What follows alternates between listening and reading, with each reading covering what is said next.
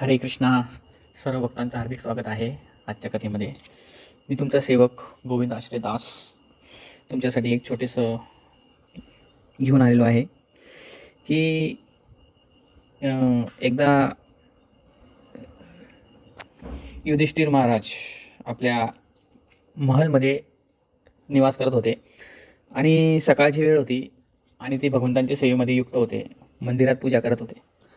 तर त्यांना त्रास होऊ नये, डिस्टर्ब होऊ नये याकरता त्यांनी काय केलं, भीमांना द्वारपाशी उभं केलं आणि त्यांना सांगितलं की जो कोणी काही समस्या घेऊन येईल तर त्याच्या समस्येचं निवारण करा आणि त्याचं समस्या दूर करा. आणि जर का तुम्हाला नाही समजलं तर त्यांना एक साईडला बसवून ठेवा, मी आल्यावर त्यांची समस्या दूर करेल. तर आपण आजच्या कथेतून 3 मुद्दे घेणार आहोत की कलियुगाचा प्रभाव, मनुष्य जन्माचा उद्देश तो कशाने बनलेला आहे, आणि आता तिसरं आता त्या मनुष्याने काय केले पाहिजे. हे 3 विषयावर आपण चर्चा करणार आहे. तर सगळ्यात पहिले कलियुगाचा जो प्रभाव आहे त्याच्यावर आपण बोलू. तर जेव्हा युधिष्ठिर महाराज पूजेला गेले होते तर तिथे एक व्यक्ती आला आणि तो व्यक्ती आल्यावर म्हणाला की मला युधिष्ठिर महाराजांना भेटायचं म्हणे. मग भीम म्हणाला काय काम आहे मला सांगा. तो सांगू लागला की म्हणे मी शेतात गेलो होतो म्हणे आणि मी पाहिलं की कुंपणच शेत खात आहे म्हणे. मग मी काय करू म्हणे, सांगा म्हणे. आता मला नवल वाटलं की हे काय घडतंय, काय चाललंय, मला काही कळलं नाही. मग त्या म्हटले थांबा, महाराज येत आहे, ते आता पूजेमध्ये बसलेले, थोड्या वेळ वाट बघा, ते तुमच्या समस्या निवारण करते. तोपर्यंत थोडा वेळ होतो तोपर्यंत लगेच एक माणूस येतो, तो लगेच सांगायला लागतो की महाराज मला मदत करा. मग भीमदेव म्हणतात पुन्हा काय झालं. मग ते म्हणतात की मी विहिरीतून 8 मडके पाणी काढले आणि शेवटी ते 8 मडक्यातलं पाणी माझ्या एका मडक्यात टाकले तरी तो 1 मडका भरला नाही. असं कशामुळे झालं मला समजत नाही म्हणे. त्याकरता मी महाराजांकडे आलोय म्हणे. ठीक आहे म्हणे, बसा म्हणे इथे, मला पण समजत नाही म्हणे, महाराज तुमच्या प्रश्नाचं उत्तर देतील. थोडा वेळ होते तोपर्यंत एक लगेच पुन्हा मनुष्य येतो आणि तो सांगतो महाराज. तो म्हणतो काय झालं. तो म्हणतो की म्हणे एका सुईच्या टोक्यातून हत्ती निघून गेला पण शेपूट राहिली म्हणे, अडकून राहिली शेपूट, काय करू, कसं करू, सांगा म्हणे महाराज. त्यालाही बसून ठेवतात भीमदेव. मग शेवटी एक चौथा मनुष्य येतो. तो बघतो की एक दगड कोणापासूनच हालत नव्हता, परंतु एक साधू व्यक्ती आला, त्याने अलगद तो दगड हलवून दिला. तर त्याला याचं उत्तर हवं होतं, तर त्यालाही बसून ठेवलं. थोडा वेळ झाल्यानंतर युधिष्ठिर महाराज बाहेर आले आणि त्यांनी सगळ्यांना प्रश्न विचारला की तुमची काय समस्या आहे. तर युधिष्ठिर महाराजांना ज्या पहिल्या व्यक्तीने प्रश्न विचारला की म्हणे महाराज माझं कुंपणच शेत खात आहे म्हणे, मी काय करू म्हणे, हे कशामुळे होत आहे म्हणे. तर महाराजांनी म्हणाले तू काही काळजी करू नको म्हणे, हे कलियुगाचा असर आतापासून दिसतोय म्हणे. कलियुगामध्ये जे समाजाचे रक्षक आहे तेच भक्षक बनतील म्हणे. जे समाजासाठी राजकारण किंवा समाजकारणावर मोठ्या मुद्द्यावर पोहोचलेले राहतील, मोठ्या पदावर पोहोचलेले असतील, काही अधिकारी वर्ग असेल, तेच व्यक्ती दुसऱ्या व्यक्तीला लुटण्याचे काम करतील. म्हणजे ज्या व्यक्तीवर भरोसा केला जाईल, ज्या व्यक्तीवर जास्त आपण एखाद्या व्यक्तीला आपण पद प्रतिष्ठा देऊ, तोच व्यक्ती इतर व्यक्तींचं शोषण करेल. हे कलियुगाचा असर आहे म्हणे. दुसऱ्या व्यक्तीने सांगितलं की म्हणे मी एका विहिरीतून 8 मडके पाणी आणले आणि एक मडक्यात टाकले तरी ते 1 मडकं भरलं नाही म्हणे. तर हे कसं काय म्हणे. युधिष्ठिर महाराज म्हणाले हा बी एक कलियुगाचाच होणारा पुढे एक आपल्याला सूचना आहे म्हणे की एक वडील असतात, ते 8 मुलांना जन्माला घालून त्यांच्यासाठी सर्व काही करू शकतात. त्यांना अन्न, वस्त्र, निवारा, औषधी, कपडे, लत्ते सगळे काही घेऊ शकतात. त्यांचं शिक्षण, त्यांचं लग्न, त्यांना घर वगैरे सगळं काही करू शकतात. परंतु तेच 8 मुलं मिळून त्या एका वडिलांना सांभाळू शकत नाही. हा कलियुगाचा असर आहे म्हणे. हे कलियुगात तुम्हाला पाहायला मिळेल म्हणे. मग तिसरा व्यक्ती म्हणतो मी पाहिलं म्हणे हत्ती सुईच्या टोकातून निघाला परंतु शेपूट अडकली म्हणे. काही चिंता नाही म्हणे, असे अनेक लोक तुम्हाला पाहायला मिळतील म्हणे कलियुगात. ते शरीरावर तर खूप खर्च करतील म्हणे, वेगवेगळ्या वस्तू विकत घेतील, मौज मजा करतील, घर धान्य त्यांचं भरलेलं राहील. परंतु कोणाला जर सांगितलं दान द्या, कोणाला सांगितलं मदत करा, किंवा एखाद्याला सत्संगाला बोलवलं तर तो काय म्हणेल माझ्याकडे वेळ नाही. म्हणजे त्याकडे सगळं असताना तरी तो त्या शरीराचा देवाच्या मार्गामध्ये तो लावणार नाही. असे लोक राहणार आहे म्हणे कलियुगामध्ये. नंतर चौथा म्हणतो आम्ही सगळ्या मिळून एक दगडाला सरकवत होतो पण तो सरकला नाही म्हणे, परंतु एक साधू मनुष्य आला, त्याने अलगद दगड सरकवला. असं कशामुळे झालं म्हणे. मग तो म्हणायला लागला, युधिष्ठिर महाराज म्हणाले की आपण बाहेरून कितीही स्वच्छ असलो परंतु आपलं हृदय जर निर्मळ नसेल, स्वच्छ नसेल तर ते व्यक्तीचा काय उपयोग म्हणे. तसं तुम्ही कितीही शुद्ध बना, बाहेरून किती लोकांना चांगलं दाखवा, पण आतून जर तुमच्या मनामध्ये कोणाच्या प्रती प्रेम भावना, दया भावना नसेल, भक्तिभाव नसेल तर तुमचं त्या मनाचा काय उपयोग. तर याच्यासाठी म्हणे जो दगड आहे तो आपला हृदयातील कल्मश आहे म्हणे, आणि जो साधू पुरुष आहे तो एक व्यक्ती आपला आपला जो हे जे कल्मश आहे तो धुणारा व्यक्ती आहे म्हणे, तो काढणारा व्यक्ती म्हणे. तर तो जो साधू व्यक्ती आहे तो तो मार्गदर्शनाचं काम करतोय म्हणे. तो आपल्या जीवनातील जे काही दुःख, जे काही संकट आहे ते दूर करण्याचे काम करतोय. तर मग अशा व्यक्तीचा आपण नेहमी साथ दिला पाहिजे, त्याच्यासोबत राहायला पाहिजे. तर अशा व्यक्तीसोबत आपण जर राहू तर आपल्या जीवनात बदल होऊ शकतो आणि आपल्यावर चांगली स्थिती येऊ शकते. आपल्याबरोबर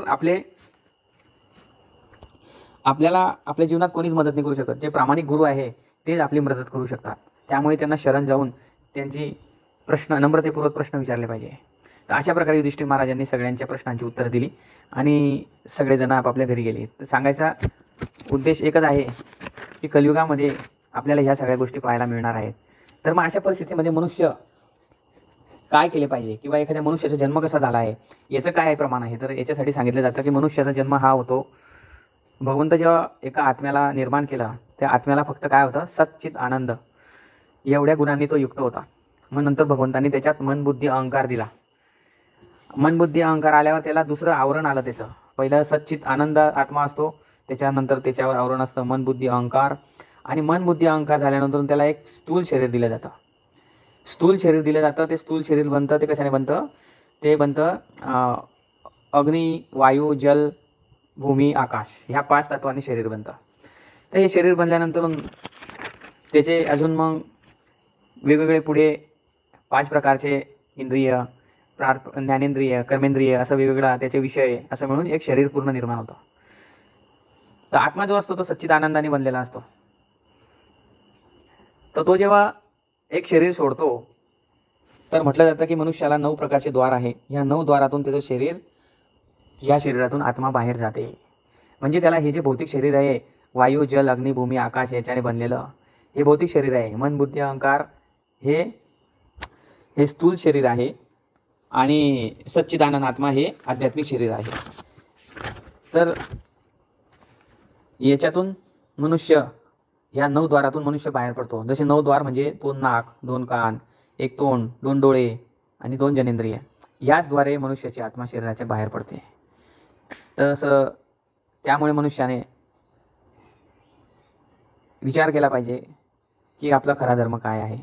भगवद्गीतेत एक श्लोक येतो, भगवद्गीता 2.62 आणि 63 नंबरचा श्लोक आहे.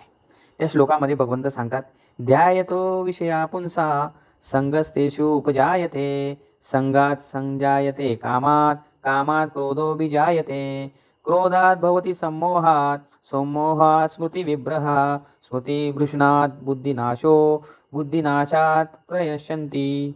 म्हणजे याचा अर्थ भगवंत सांगतात भगवद्गीतेत, इंद्रिय विषयाचे चिंतन करीत असताना मनुष्याची त्या विषयाच्या ठिकाणी आसक्ती वाढत जाते. अशा आसक्तीपासून काम उत्पन्न होतो आणि कामापासून क्रोध प्रकट होतो. क्रोधापासून सम्मोह निर्माण होतो आणि मोहापासून स्मृती भ्रमित होते. स्मृती भ्रमित झाल्यानंतर बुद्धिनाश होतो. बुद्धिनाश होतो तेव्हा मनुष्याचे पुन्हा भौतिक अंधकूपात पतन होते. म्हणजे याच्यावर जर एखादं उदाहरण घेतलं तर समजवण्याकरता, की एखादा व्यक्ती काही मनामध्ये महत्त्वाकांक्षा आणतो, की समजा एखाद्याने गल्लीमध्ये एखाद्या व्यक्तीने गाडी घेतली, तर त्याला काय वाटतं, अरे याने गाडी घेतली. मग तो त्याचं चिंतन करायला लागतो. चिंतन करायला लागल्याने काय होतं की त्या चिंतन केल्यामुळे काय होतं, ती आसक्ती वाढत जाते.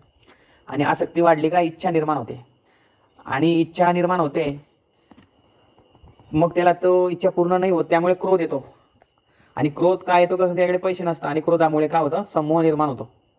आणि सम्मोह निर्माण झाला का स्मृती भ्रमित होते, आणि भ्रमित झाला का तो पुन्हा बुद्धिनाश होतो त्याचा, आणि बुद्धिनाश होऊन तो भौतिक अंधकूपात त्याचं पतन होतं. म्हणजे तो इतक्या प्रमाणात त्याचं चिंतन करायला लागतो त्या वस्तूचा, की त्याला काहीच कळत नाही, तो पूर्ण आंधळा होऊन जातो. त्यामुळे तो चुकीचा निर्णय घेऊन टाकतो. त्यामुळे कधीही मनुष्याने मनाचं ऐकायचं नसून तर बुद्धीने काम करायला हवं. कारण भगवंत अर्जुन सांगतो भगवद्गीतेत, मी सगळं कंट्रोल करू शकतो पण माझ्या मनाला कंट्रोल नाही करू शकत. तर मग भगवंत सांगतात भगवद्गीतेत की तू मनाला कंट्रोल करण्याकरता युक्त वैराग्य आणि अभ्यास ह्या 2 गोष्टी जर केल्या तर तू मनाला निश्चित कंट्रोल करू शकतो असं सांगतात. तर मनुष्याला मनुष्य जन्म मिळाला आहे तर त्याने काय करायला पाहिजे. आता आपण 3रा मुद्दा घेतोय, मनुष्याला जर जन्म मिळाला आहे तर त्याने काय करायला हवं. तर असं म्हटलं जातं आता तो ब्रह्मजिज्ञासा, मनुष्याने कधीही ब्रह्मची जिज्ञासा केली पाहिजे. सत्य काय आहे याचा शोध घेतला पाहिजे. कोण श्रेष्ठ आहे याचा शोध घेतला पाहिजे.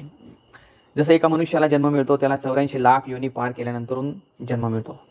तर त्याच्यामध्ये 84 लाख योनीमध्ये असे प्रकार सांगितले गेलेले आहेत. तर 9 लाख प्रकारचे जलचर आहेत, 20 लाख प्रकारचे वृक्षांचे प्रकार आहे, 11 लाख प्रकारचे कीटक आहेत, 10 लाख प्रकारचे पक्षी आहेत, 30 लाख प्रकारचे पशु आहेत आणि 4 लाख प्रकारचे मनुष्याचे प्रकार आहेत.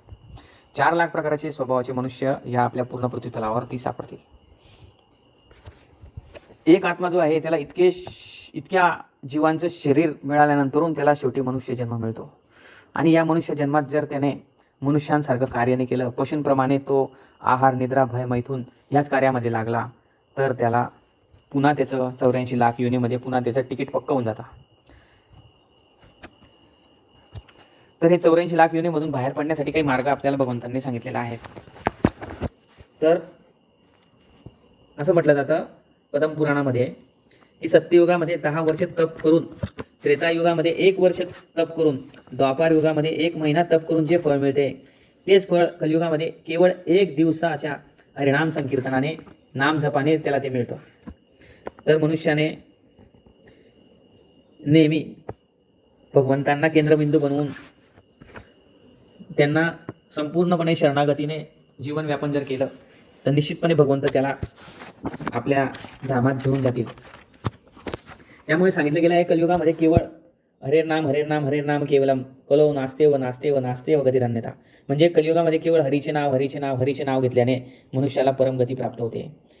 हरे कृष्ण कृष्ण कृष्ण हरे हरे, हरे राम राम राम हरे हरे या पवित्र नामाचा त्याने जप अथवा कीर्तन केले तर त्याला परमसिद्धी तर प्राप्त होते, सोबत त्याला कृष्ण प्रेमही प्राप्त होतं आणि तो भगवंतांचा प्रिय बनतो. हरे कृष्णा. आपले फार फार धन्यवाद. तरी सगळ्यांना विनंती आहे की हे जे शरीर मिळालं आहे याला भगवंतांच्या सेवेत लावा. भगवंतांसाठी तन मन धन खर्च करून भगवंतांसाठी नेहमी याचा उपयोग घ्या. पुन्हा मनुष्य जन्म पुन्हा मिळेल याची शाश्वता नाही. त्यामुळे हेच जन्म शेवटचा जन्म समजून प्रत्येकाने जर भगवंतांच्या सेवेसाठी लागलं, त्यांना केंद्रबिंदू बनवलं, त्यांच्यावर शरण गेले तर निश्चितपणे भगवंत भगवद्गीतेत सांगतात, भगवंत 18.66 मध्ये सांगतात आणि 65 आणि 66 मध्ये सांगतात, सदैव माझे चिंतन कर, माझा भक्त हो, माझे पूजन कर, मला नमस्कार कर, याप्रमाणे निश्चितपणे तू मला प्राप्त होशील. हे मी तुला प्रतिज्ञेने सांगतो, कारण तू माझा अत्यंत प्रिय सखा आहेस. भगवंत 66 मध्ये सांगतात, सर्व धर्माचा त्याग करून तू मला शरण ये, मी तुला सर्व पापातून मुक्त करीन, तू भयभीत होऊ नकोस. तर भगवंत आपल्याला भगवद्गीतेमध्ये किंवा आपल्या शास्त्रांमधून आपल्याला असं कळून येतं की भगवंत सर्वोपरी आहे. भगवंतांना शरण गेल्याने सर्व प्रकारचे पाप नष्ट होतात आणि भगवंत त्याला त्याच्या धामात नेतात, हे भगवंतांनी भगवद्गीतेमध्ये सांगितलं आहे. त्यामुळे आपण निश्चितपणे पुन्हा विचार करा आणि भगवंतांच्या भक्तीमध्ये युक्त व्हा. हरे कृष्णा. फार फार धन्यवाद.